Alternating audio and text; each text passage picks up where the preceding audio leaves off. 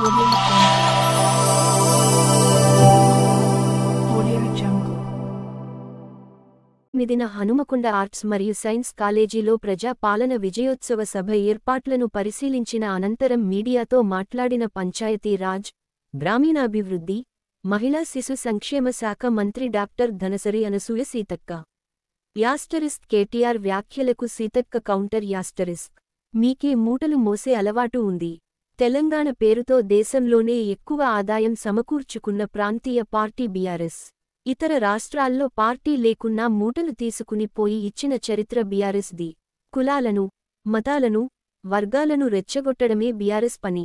BJP దుర్మార్గ పాలనకు వ్యతిరేకంగా దేశాన్ని ఐక్యం చేసేందుకు పోరాడుతున్న కాంగ్రెస్ను బీఆర్ఎస్ కావాలనే టార్గెట్ చేసింది. ప్రభుత్వ పథకాల మీద దుష్ప్రచారం చేస్తున్నారు. అధికారం, రాజకీయం తప్ప బీఆర్ఎస్కు మరో యావ లేదు. బీఆర్ఎస్ తప్పుడు ప్రచారాన్ని తిప్పికొట్టే విధంగా ప్రగతి సభను నిర్వహిస్తాం. జనాభా దామాషా ప్రకారం రిజర్వేషన్లు, సంక్షేమ నిధులు కల్పించేందుకే కుల గణన సర్వే నిర్వహిస్తున్నాం.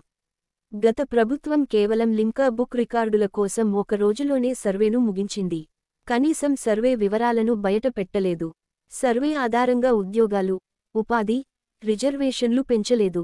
సామాజిక, రాజకీయ, ఆర్థిక, ఉద్యోగ ఉపాధి అవకాశాలను మెరుగుపరించేందుకు మేము సర్వే నిర్వహిస్తుంటే అడ్డుకోమని పిలుపునిస్తారా?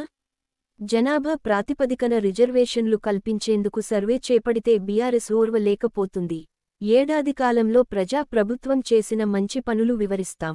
రైతులు, మహిళలు, యువత పెద్ద ఎత్తున సభకు తరలివచ్చి ప్రజా ప్రభుత్వాన్ని ఆశీర్వదించండి.